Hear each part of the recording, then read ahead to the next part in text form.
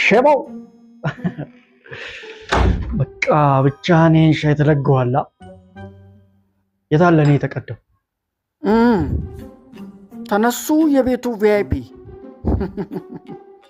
ሻይን ፍሪጅ ውስጥ አስቀምጬልሃለሁ እንዳይቀዘቅስ። ፍሪጅ ውስጥ? ትኩስ ነገር ፍሪጅ ውስጥ? በዚህ እድሜ ቀዝቃዛ ነገር እንደማልጠቀም ታውቃለህ። ያው ጤናዬን መጠበቅ አለብኝ። አንተማ በደንብ ጤናህን እየጠበቅክ ነው። እኔ ነኝ እንጂ በዚህ እድሜ አባቤ እያልከኝ የደም ግፊቴን መቆጣጠር ያቃተኝ። አባዬ ደግሞ ገና በጠዋቱ ጀመረ። እኔ እኮ በጊዜ ቶሎ ማልነሳው ለወደፊት ህይወቴ እቅድ እያወጣው እኮ ስለምተኛ ነው። ታዲያ አንተን ራሱ እንዴት አድርጌ የተንደላቀቀ ህይወት አኖራለሁ የሚል እቅዶችን ብዙ እቅዶችን ብቻ ስለማወጣ እኮ ነው ቶሎ። እንደው አያልቅብህ። እንደው የምታወጣው እቅድ ለወደፊት የሚጠቅምህን ስትራቴጂ ነው ወይስ ትራስ አቀያየር ዘዴ? በቃሽ።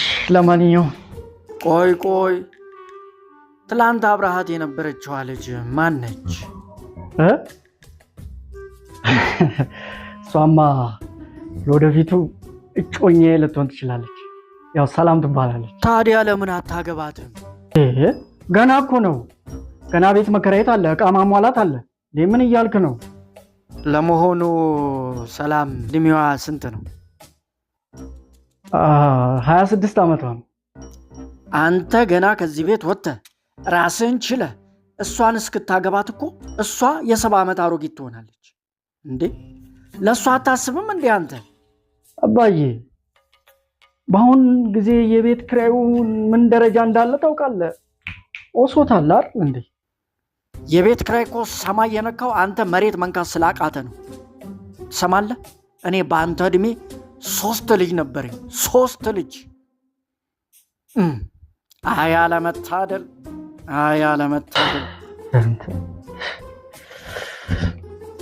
ሌላው ዮኒ፣ እኔ የምልህ ሳምንት መመለስልህ 1,000 ብር ይኖራል? የለም? እሺ በቃ አባዬ፣ ሳምንት መመለስልህ 1,000 ብር ይኖራል? ሳምንት አያልፍም? አላሳልፍም። ቋሚ ደሞዝ የሌለው ሰው 1,000 ብር እንደው ለመበደር ራሱ ሲያስብ እንደው ትንሽ አይከብድም? ለማንኛውም 500 ብር እሰጥሃለሁ። በሱ የፈለግከውን ማድረግ ትችላለህ። በቃሽ፣ ይሁን። እሱንም ቢሆን ማን ያየበት? አሁን እኮ ነጭ ሽበት ነው እንጂ ማውጣት የቀረ እኩል እኮ ተመልጠሃል። እንዲች ብለህ እንዳታስብ፣ በቅርቡ እወጣለሁ። አዎ ቆመ ነው ምድረኝ። አውቃለሁ። የቤቴ ቋሚ ቅርስ መንግስት በታሪካዊነት እንዳይመዘገበ ብቻ ነው የምፈራው። እሱ ጋር አስቀምጥልኝ፣ መጣሁ።